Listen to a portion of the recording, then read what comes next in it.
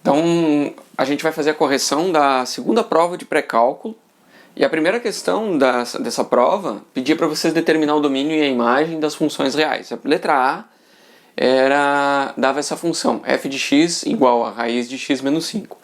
A gente sabe que para ser uma função, ela precisa ser um conjunto de pares ordenados, ou seja, a gente tem o x e o y, certo? Que estejam dentro do que o conjunto de entrada leve ao conjunto de saída. Cada número de entrada tem que levar cada número de entrada só pode levar para um número de saída, certo? E a gente tem uma regra que dá a relação entre os dois conjuntos, o de entrada e o de saída. Daí então a gente tem o conjunto de entrada, é o conjunto domínio. Quando a gente fala de funções reais, né, que é o que a gente vai trabalhar muito a partir de agora, no cálculo e tudo, que no geral a gente escreve só isso como função. Ah, a função é isso. Mas na verdade é um tipo de função, são funções reais. E função real significa que a saída tem que ser um número real, certo?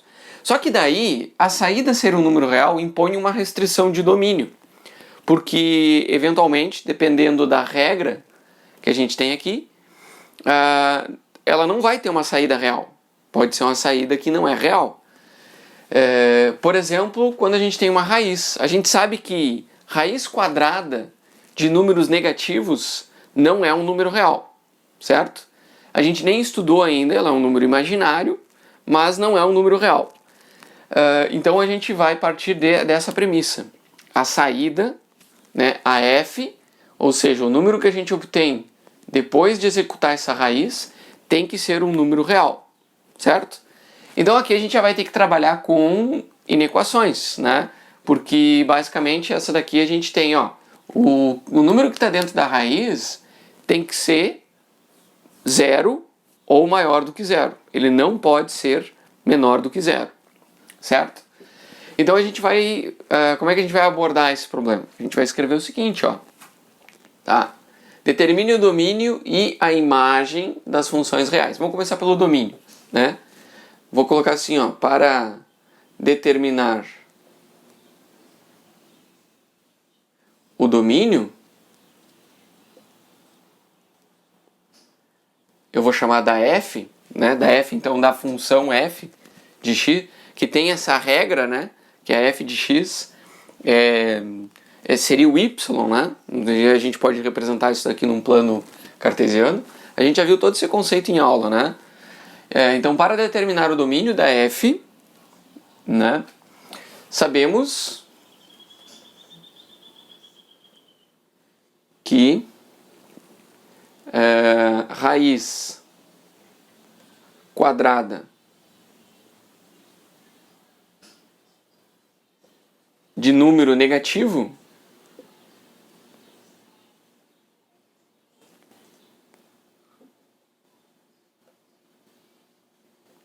não é real.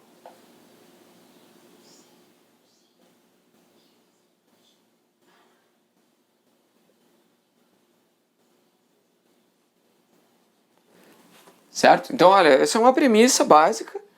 Notem que quando eu digo para introduzir, desenvolver e concluir o problema, você não precisa ser muito detalhista, desde que quem leia entenda o que você está fazendo, tá? Então você vai aqui, ó.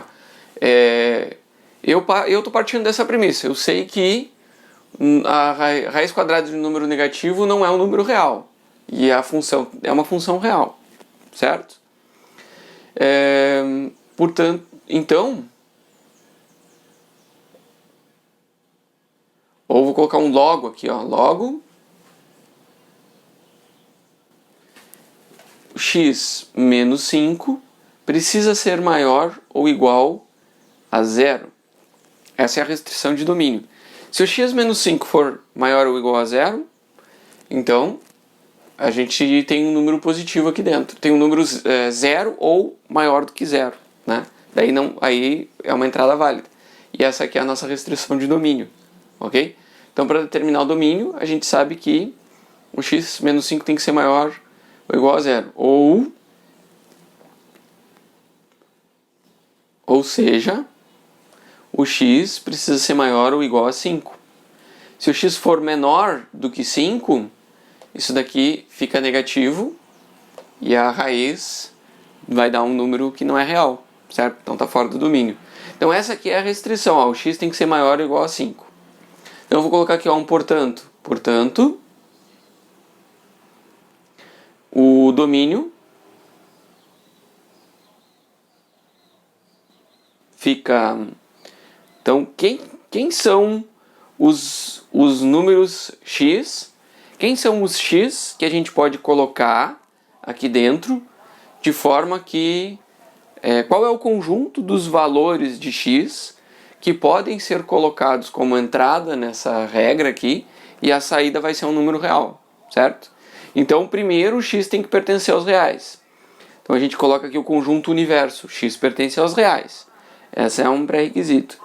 O x pertencente aos reais, a gente diz que a gente ainda vai colocar um desde que, né, o x seja maior ou igual a 5. Talvez alguns de vocês tenham representado como uma reta real, tá?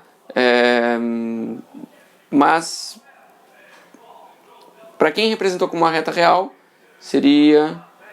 Aí a gente coloca assim o x, aqui o 0, 1, 2, 3, 4, 5. Né? Daí eu vou colocar aqui uma bolinha fechada e eu vou pintar para cá, ó, os números maiores do que 5. Seria uma representação nos reais, mas não é necessário. Se escreveu isso daqui, está correto, já é o suficiente. Ok? Beleza, esse é o domínio, só que a gente ainda precisa saber a imagem. Então a gente vai continuar aqui agora falando da imagem, né? Então até eu vou colocar 3 pontinhos, porque isso aqui é uma continuação. Né? O conjunto imagem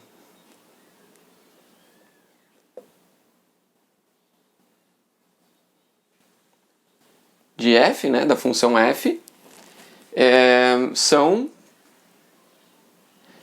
o conjunto, né? É o conjunto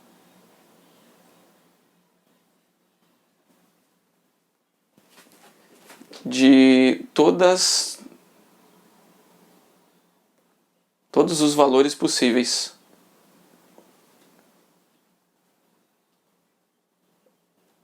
para f. Né? Então, neste caso,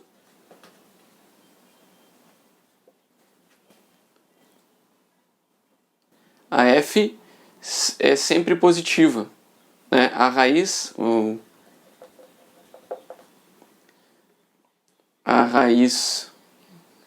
é sempre um número positivo.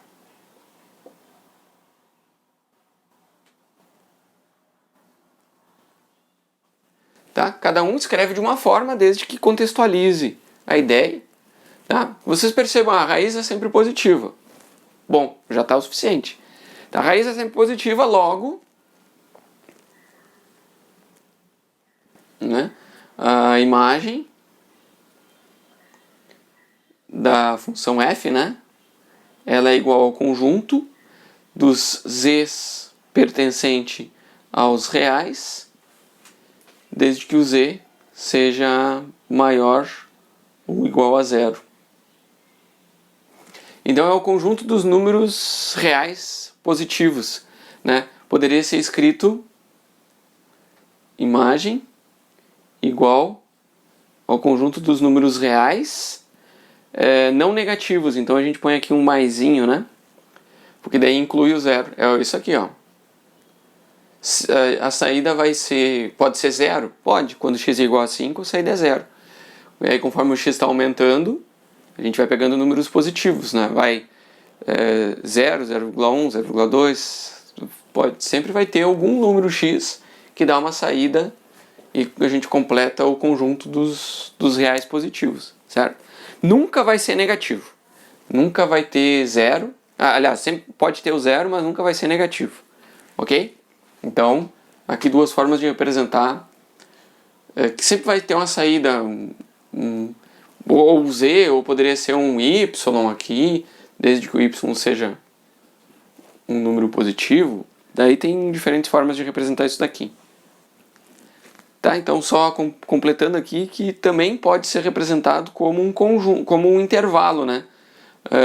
De zero, só que incluindo zero, até infinito, só que obviamente a gente nunca inclui infinito, porque infinito é um lugar imaginário, né?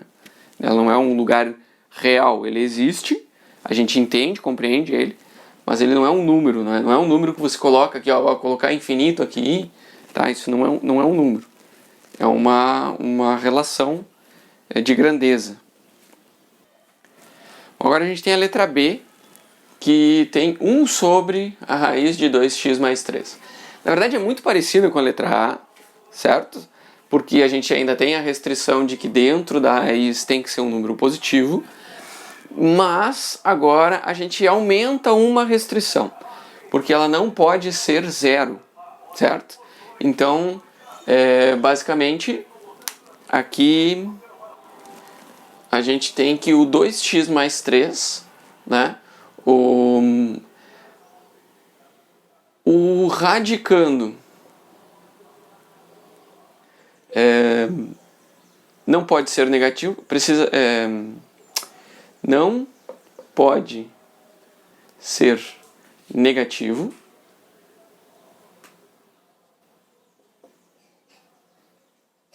certo? E o denominador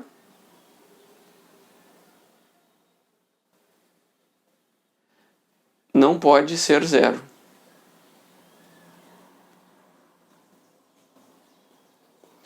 Poderia escrever, o radicando precisa ser maior ou igual a zero, e o denominador precisa ser diferente de zero. Estou escrevendo a mesma coisa, aqui eu estou falando como com negação. Não pode ser, não pode ser. Beleza. Então, eu vou colocar aqui um logo, né? Se a gente tem essas duas restrições, logo, logicamente, a gente precisa que o raiz de 2x mais 3 precisa ser diferente de zero, tá? E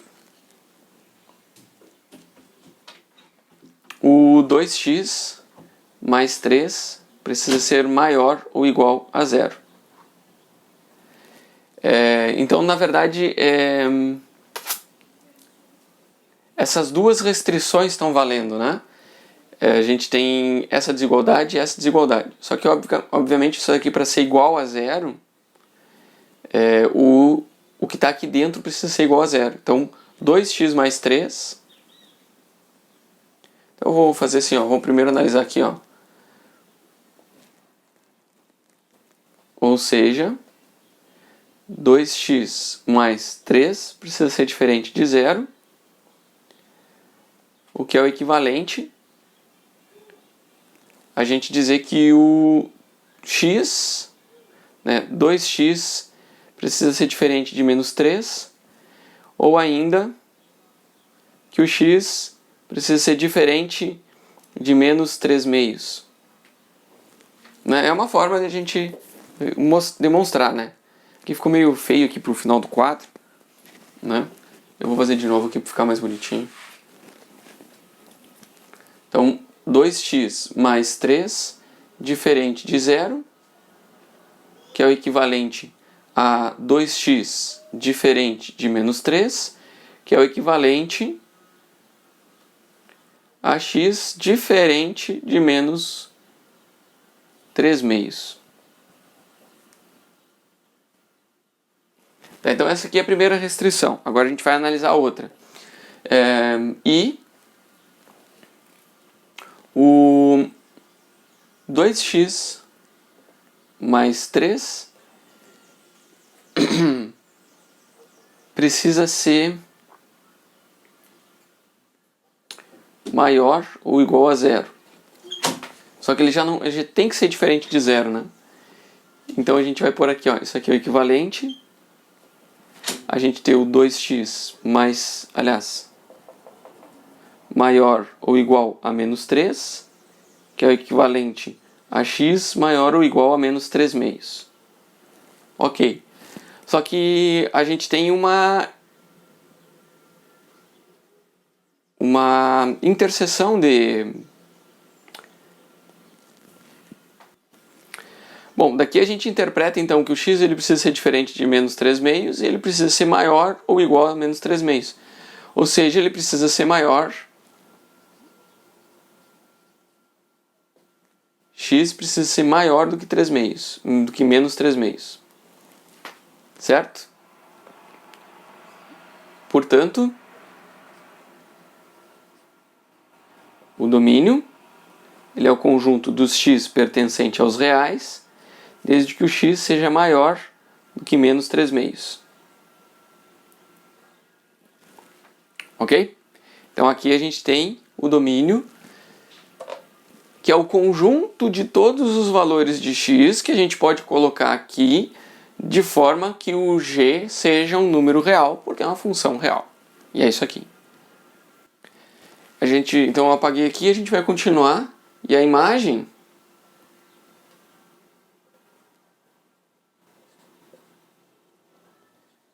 da função g, né? A imagem de g. Quais são os valores possíveis que g pode assumir? Vamos pensar o seguinte, é possível que a g seja negativa? Tem alguma forma da g ser negativa? Olha só, o 1 é sempre positivo. Se a gente dividir por um número negativo, vai ser negativo, certo? Só que a raiz é sempre positiva. Então, e essa raiz ela vai assumir valores de 0 a infinito, certo? Porque são as saídas possíveis por uma raiz. Então a gente está dividindo 1 por números que vão de 0 a infinito, excluindo 0 porque aí a gente tem uma restrição de domínio aqui para g. Mas, basicamente, a gente tem que a imagem de g, né, depende da imagem da raiz, né, das saídas da raiz. Então, a imagem de g são os números reais positivos.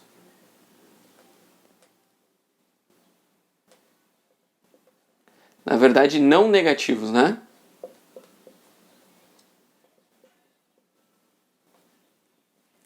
Porque a gente vai ter aqui, ó, a imagem da função g é igual a, vou colocar aqui, ó, y pertencente aos reais, desde que o y seja maior do que 0. Quando que vai ser 0? Quando o x vai a infinito. Quando o x é muito grande. Mas aí a gente já está numa lógica de limites, né? Então, a gente nunca vai ser...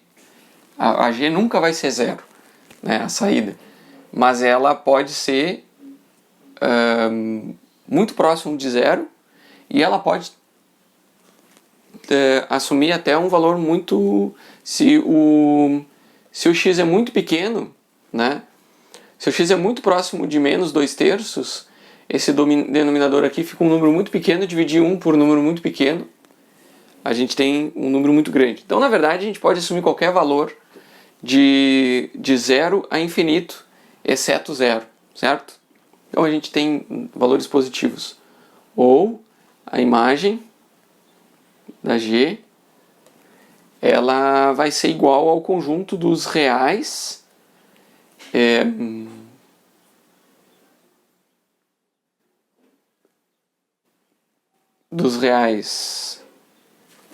positivo dos reais, só que a gente tem que excluir o 0, né? Então aqui a gente não tem uma representação sem o 0. Tá? Então ela pode ser escrita como conjunto, aqui sim, de 0 a infinito. Assim, e aí a gente exclui o 0 em notação de intervalos. Ok? Bom, pessoal, aqui na questão 2, a gente tem que resolver analítica e graficamente o sistema de equações. Então, aqui a gente percebe que são duas funções afim, né? Se a gente isola o y em cada uma delas, a gente tem duas funções afim. Para resolver analiticamente, né? Então vou colocar aqui, ó, resolvendo analiticamente. O que a gente vai fazer? A gente pode, por exemplo, somar as duas equações. Como assim? né?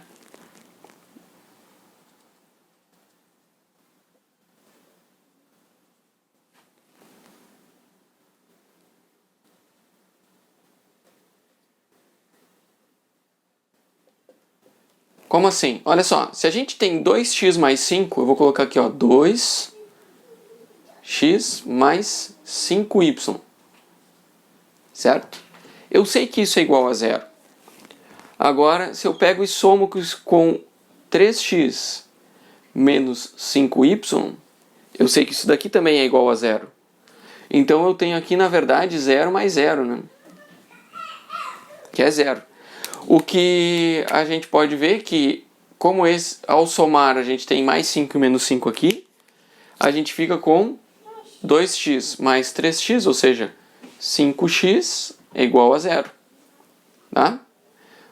Ou ainda, isso aqui é o equivalente a dizer que o x tem que ser igual a 0. Então a gente sabe que o x tem que ser igual a 0. Tá? A outra, agora que a gente tem o valor de x, a gente vai dar uma olhada em uma das equações, né? Usando x igual a 0, né? A gente pode aplicar em qualquer uma das equações e a gente vai ter o seguinte, ó, 2 vezes 0 mais 5y igual a 0, né? Porque se o x tem 1, o x tem que ser 0, né? Para satisfazer as duas simultaneamente. Então, a gente tem o 5y igual a 0, que é o equivalente a dizer que o y tem que ser igual a 0 também. Portanto, o conjunto solução, né, é um conjunto solução em que nele está incluído somente o par ordenado 0, 0. Tá? Essa é uma forma de representar, ou você pode dizer que x igual a 0, y igual a 0, tá? Mas eu gosto de usar a notação de conjunto solução, porque a gente estudou isso e mais tarde, quando a gente for estudar álgebra linear, né, se estiverem nas outras disciplinas, entender a notação de conjunto aqui como um conjunto solução vai ajudar vocês, tá? Mas isso é para depois. De qualquer forma, tá aqui, ó, conjunto solução, o x igual a 0 e y igual a 0 é a única combinação de x e y que satisfaz essa igualdade aqui, esse sistema de equações aqui. Ok? Beleza. Essa parte é razoavelmente simples. E agora, como é que a gente resolve graficamente isso daqui? Tá? Bom, a gente vai ter que escrever essas duas equações na forma de funções afim para a gente poder representar no gráfico. Então a gente vai ver, a pergunta aqui é como representar um gráfico de uma função afim. A gente sabe que funções afins são retas. Então para representar um gráfico de uma reta, a gente precisa de pelo menos 2 pontos. Ok? Então, graficamente, né, a gente vai representar, a gente vai chamar isso daqui de função 1 e essa aqui de 2. Só para ajudar um pouquinho, né? Então a gente pega, graficamente temos, precisamos de 2 pontos, né? Graficamente, como as funções, como se tratam de duas retas,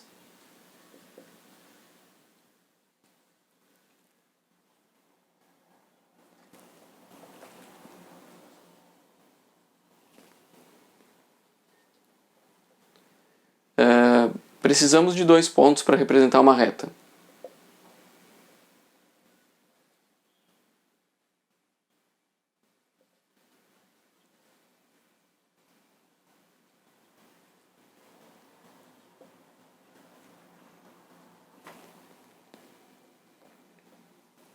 De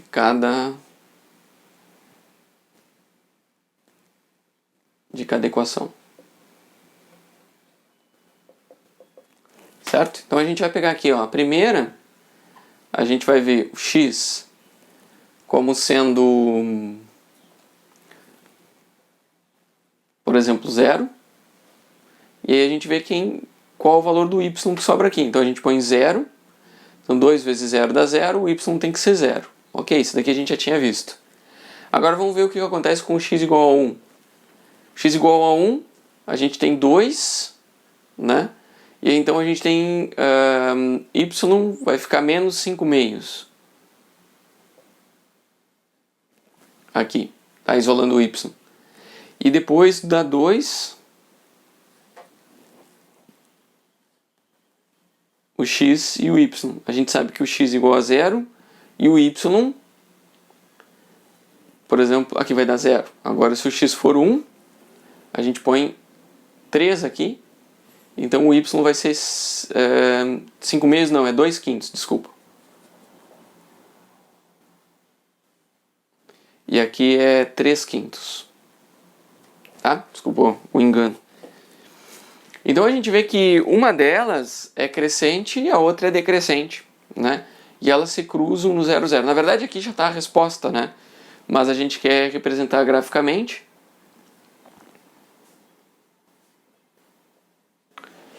Portanto, então a gente tem aqui, ó,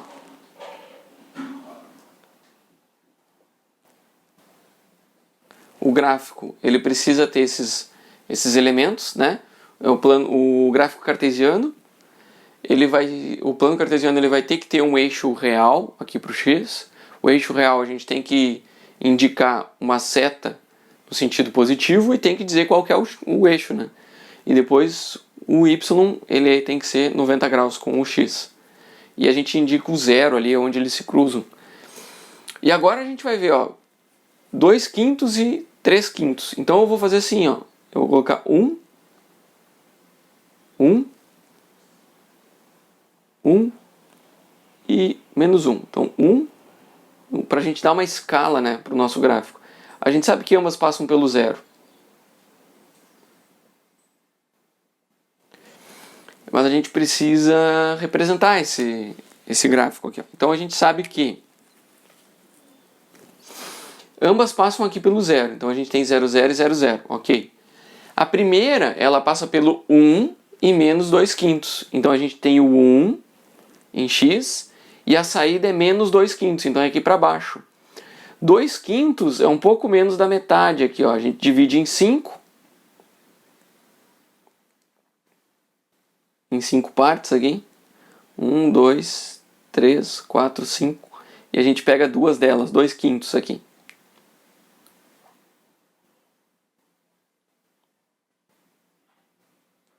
Então a gente sabe que essa reta passa... ela é essa reta aqui. Só que eu vou ter que vir aqui de frente para fazer essa reta, senão dificilmente vou acertar uma reta aqui. Tá? Então essa daqui é a reta 1. E depois a gente tem aqui a reta 2. Ela também passa pelo 0, mas aqui ela passa por 1 e 3 quintos. Então aqui de novo a gente vai dividir em... Eu dividi certo? 1, 2, 3, 4, 5. Errei. Coloquei um a mais aqui. Então a gente divide em 5 partes e pega 3 aqui, ó. Então aqui é 2 quintos. E aqui vai ser no 3 quintos. Aqui é menos 2 quintos, né? Então a gente vai lá no 1. Aqui, ó. Então é a reta que passa por esses dois pontos. Aqui eu vou passar por cima.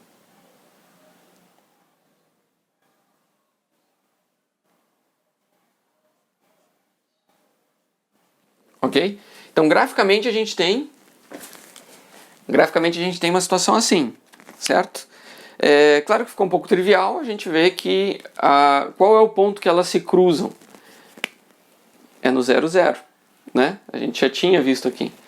E esse é o ponto que resolve. Então a gente vai ter as retas se cruzam, tá? O ideal seria escrever aqui embaixo, tá, pessoal? Mas como o meu quadro é pequeno, eu vou escrever aqui, ó. As retas se intersectam.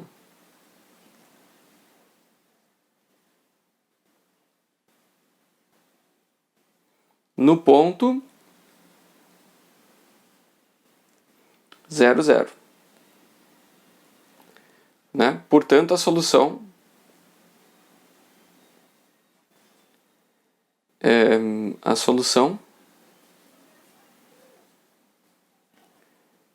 é x igual a 0 e y igual a 0.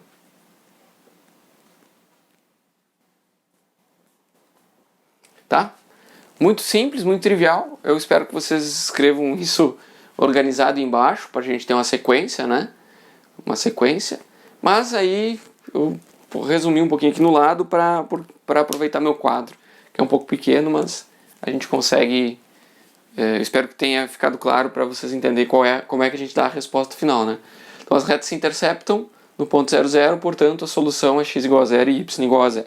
Beleza? Bom, pessoal, então a questão número 3 pede para a gente resolver inequações em R, ou seja, a gente quer saber valores reais que satisfazem as inequações. No caso aqui a gente tem uma inequações simultâneas, que a gente tem, são três funções afim, e a gente tem uma relação de desigualdade entre elas, né, de forma simultânea. Então o que a gente vai fazer, né? Para encontrar o conjunto solução, a gente resolver é encontrar o conjunto solução, certo? Sabemos então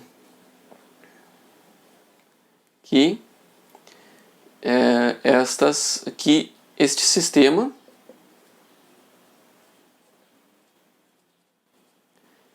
é equivalente a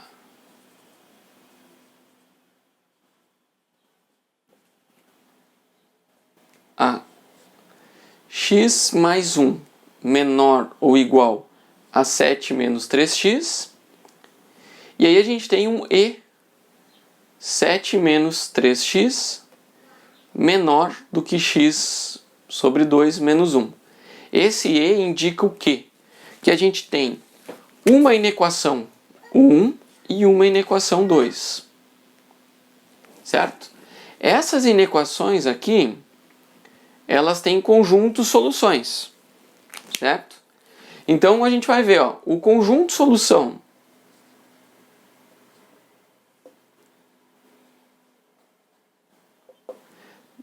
da inequação 1 é S1, certo?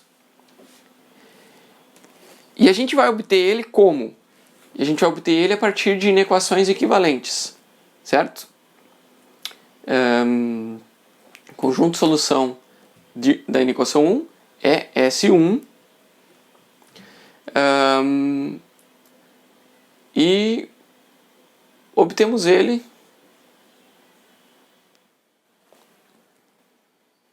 utilizando inequações equivalentes.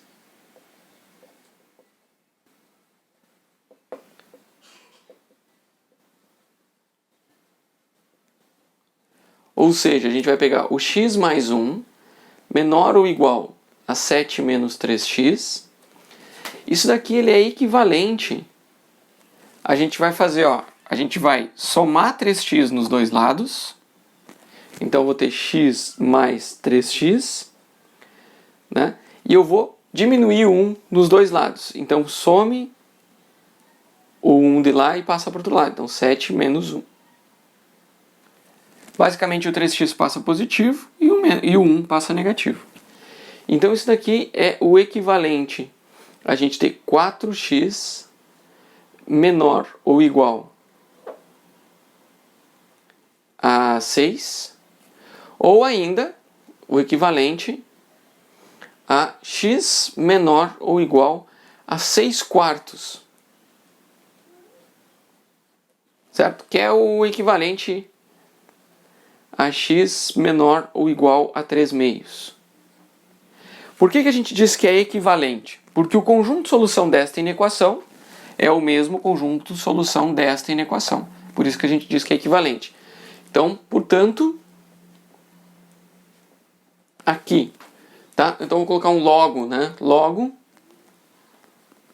por lógica, a gente conclui que S1 é o conjunto dos x pertencentes aos reais, desde que o x seja menor ou igual a 3 meios. Beleza, a gente tem já o S1. E o S2, tá? Então, para o S2, a gente continua, né? Agora vamos obter o S2.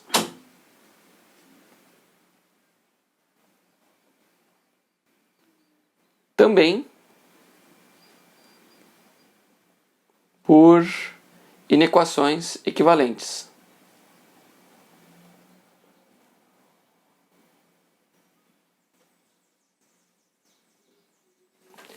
Certo? Então, o S2 também por inequações equivalentes. E como é que a gente vai fazer isso? Opa! Eu vou fazer o seguinte, eu vou apagar só essa parte de baixo aqui, ó. Porque daí a gente mantém as duas inequações, só para a gente achar esses dois conjuntos de soluções. Tá? Então, vou continuar aqui. Vocês numa folha dão continuidade, né? Então, aqui eu vou continuar aqui, para a gente ter isso daqui sem se perder.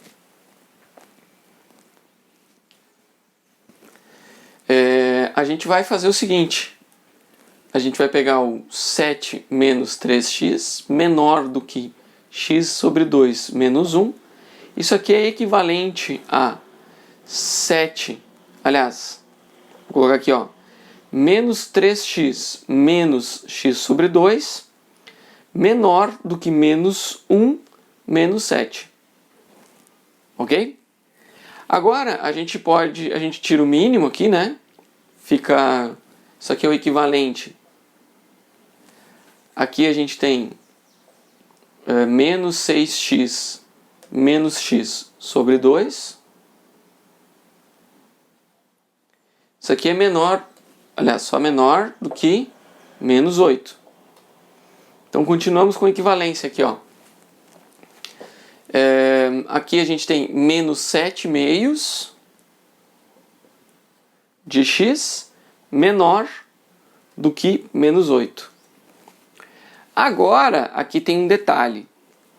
Como o menos 7 meios é um número negativo, quando a gente multiplicar por menos 2 sétimos, ou seja, a gente vai passar para o outro lado, esse número negativo, essa relação de desigualdade ela vai se inverter. Isso daqui a gente sabe que é uma regra de equivalência. Então a gente tem o seguinte, ó. Até eu vou continuar aqui embaixo, ó. Isso aqui é equivalente a x. Ele estava menor, ele vai ser maior do que menos 8 vezes. Então esse menos 7 meios, ele vai passar como menos 2 sétimos. Tá? Ou seja, o x ele tem que ser maior do que 16 sétimos. Ok? Então o 2 passa multiplicando e o menos 7 passa dividindo. O sinal negativo inverte a relação aqui. Certo? Bom, agora a gente já tem o S1, que o x tem que ser menor ou igual que menos 3 meios. Certo? E o S2,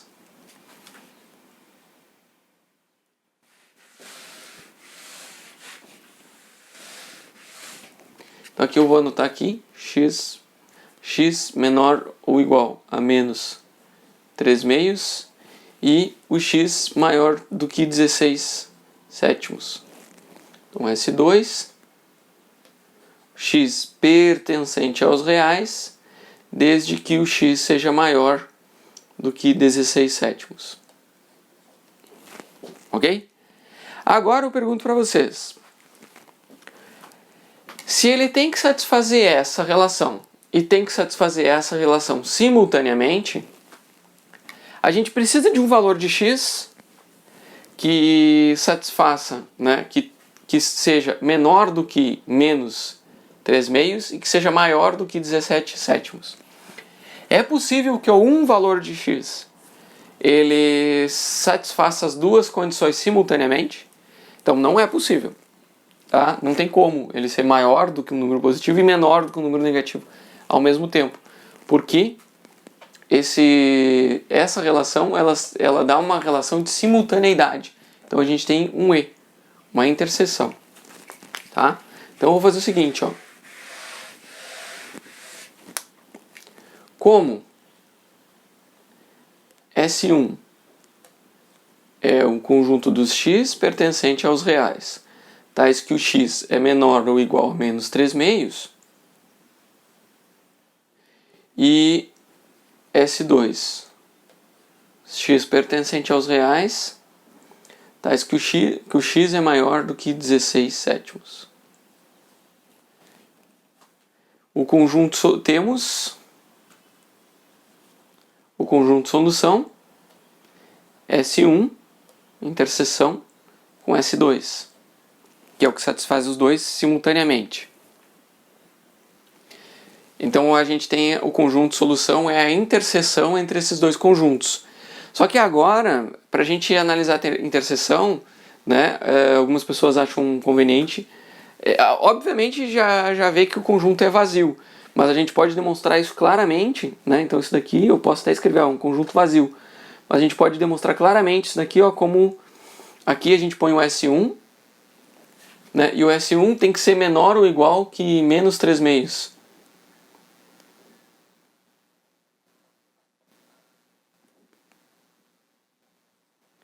E aí o S2 tem que ser maior do que 16 sétimos. Então,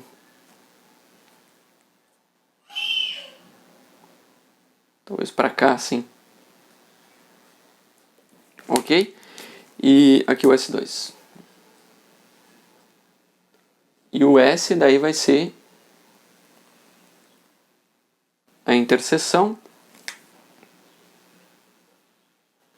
Só que aqui a gente tem o menos, menor do que, vai para lá.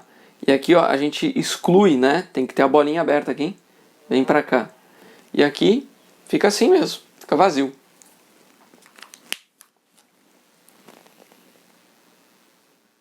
Então é um conjunto vazio. Não existe nenhum x que satisfaça esse sistema de equações. Ok? Beleza. Vamos para a próxima. Então aqui a letra B, a gente quer resolver a inequação x mais 1 sobre x menos 2 maior do que 4. A gente não sabe, existem duas formas de fazer isso aqui. Uma delas é a gente colocar isso daqui maior do que zero, que é o que eu vou fazer. E a outra forma seria multiplicar os dois lados por x menos 2, mas daí a gente tem que fazer uma interpretação de quando o x menos 2 é positivo e de quando o x menos 2 é negativo para a combinação de sinais. Mas, como eu demonstrei em aula para vocês, ela dá mais trabalho. Eu vou resolver do jeito que eu recomendei que vocês fizessem na aula, né? Mas, enfim, se fizeram do outro jeito e fizeram correto, vai estar correto também. Tá? Só não vou fazer dois gabaritos aqui. Vamos lá. O que a gente tem aqui? Ó? X mais 1 sobre x menos 2 maior do que 4. Primeiro, a gente tem que analisar, né, que isso daqui ela é equivalente a x mais 1 sobre x menos 2 menos 4 maior do que 0. Tá? Primeira coisa que a gente tem que fazer é a gente colocar o zero no lado direito aqui. Beleza. Tendo o zero isolado, a gente ajeita essa equação tirando o mínimo. Então esse daqui é o equivalente a x mais 1, aqui, né? X mais 1 sobre x menos 2, colocando tudo no mesmo denominador, a gente tem menos 4 vezes x, fica menos 4x, menos 4 vezes menos 2, fica mais 8. Maior do que 0. Então, né, a gente agora tem, sim, uma função, uma razão entre duas funções afim. Óbvio que a gente ainda vai arrumar aquele numerador ali, e ele fica menos 3x, mais 9, e aqui x menos 2 maior do que 0. Ah, claro, aqui eu me enganei e aqui é maior ou igual, né, o problema. Então, sendo maior ou igual, aqui é maior ou igual, aqui é maior ou igual e aqui é maior ou igual. Tá. Obrigado que me avisou. Então, agora a gente tem como fazer uma análise, porque a gente sabe que esta inequação ela tem que ser positiva, esse lado esquerdo tem que ser positivo, igual ou maior do que zero. Então a gente pode fazer um quadro. Agora podemos fazer. Ó, eu não fiz uma introdução, né? Eu não disse, vamos arrumar a inequação, né? Eu vou arrumar a inequação.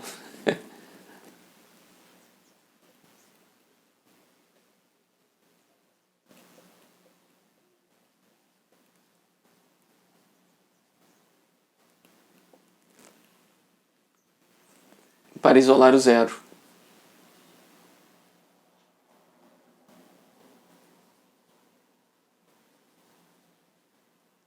Tá?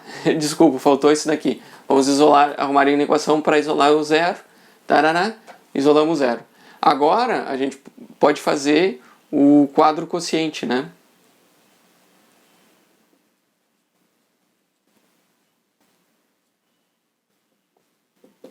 Porque a gente vai ter uma f que é menos 3x mais 9, né?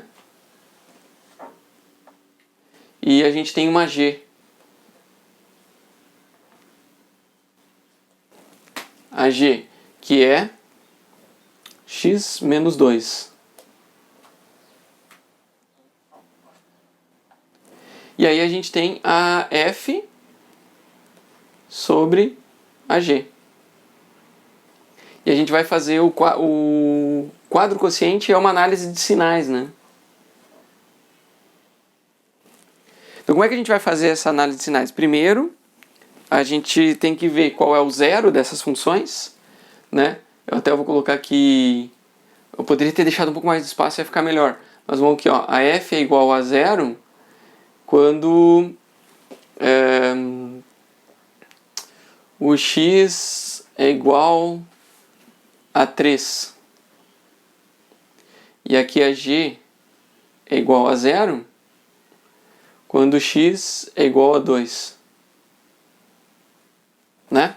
Na verdade é bem óbvio esses zeros aqui, mas enfim, vou colocar aqui um para ajudar o olho, né? Vou colocar um asterisco só para ajudar o olho. Então a gente sabe que no x igual a 3 e no x igual a 2 a gente tem os zeros. Então eu vou achar aqui, ó, eu vou colocar um ponto zero aqui, mais para pôr como referência. E aí eu vou pôr aqui, ó, o 1, o 2 e o 3. O 1, o 2 e o 3. O 1, o 2 e o 3. Então aqui eu vou pôr... Aqui a gente marca o 3, né? Porque o zero da f é o 3. Vou colocar aqui, ó, 3. Então a gente vai traçar um pontilhado para baixo. E o que esse 3 nos dá? Ele nos dá aonde a curva da f, ela cruza o eixo x. E como é uma reta, a gente sabe que por um lado é positivo e ela depois para o outro é negativo. Só que como o coeficiente angular é negativo, a gente sabe que ela era positiva e se tornou negativa. Porque ela está decrescendo, né? Ela está assim, ó, decrescendo. Passou pelo 3 e se tornou negativa. Beleza? Agora a gente olha para G, que a gente vai olhar aqui para o ponto 2. Ó. No 2, então, eu vou vir para cá. Só que a G, ela é uma função crescente. Então, como ela está crescendo, ela passa pelo x igual a 2 e ela era negativa e se torna positiva. Certo? Para lá é sempre... aqui não muda, né? Então, aqui, ó, a f, ela é positiva para cá. Mas a g é negativa para lá. Certo? Agora, quando a gente combina os sinais, a gente vê assim, ó, Para valores de x menores do que 2, a f é sempre positiva e a g é sempre negativa. Então, para valores de x menores do que 2, a gente está pegando um número positivo e dividido por um número negativo. Então, aqui é um número negativo. Ou seja, todos os números menores do que 2 não satisfazem essa inequação. Ok? Agora a gente pega entre 2 e 3, a gente tem positivo e positivo. Então pega um número positivo, divide por outro positivo, é um número positivo. Então aqui a gente tem um intervalo no qual a função é positiva. Ok? E depois, para x maior do que 3, a gente já tem o numerador negativo e o denominador positivo. Então aqui vai dar negativo. Só que a gente está procurando os valores de x maiores ou iguais a zero. Ok? Então a gente vai pegar só os intervalos entre 2 e 3. Ok? Mas com uma restrição. O g não pode ser... Aqui, ó, ele não pode ser zero. Né? Mas ela pode ser 3. Porque a gente exclui o zero do denominador, mas inclui o zero do numerador. Então, na prática, aqui a gente já tem uma representação do conjunto solução. Então, portanto,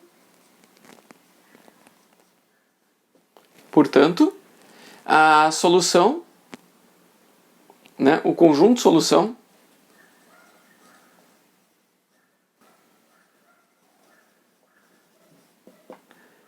dessa inequação é, vou pôr um S aqui, abre parênteses, x tem que ser real, tal que o x ele esteja entre 2 e 3, excluindo o 2 e incluindo o 3. Então, para qualquer valor de x entre 2 e 3, excluindo o 2, porque daí a gente está fora do domínio de validade da inequação, porque o x igual a 2, isso daqui nem existe. E incluindo o 3, porque o 3 ele torna a zero, que é o limite aqui de validade da inequação. Quando x igual a 3, a gente tem zero. Ok? Então está aqui a nossa solução para essa inequação. Inequação quociente. Beleza?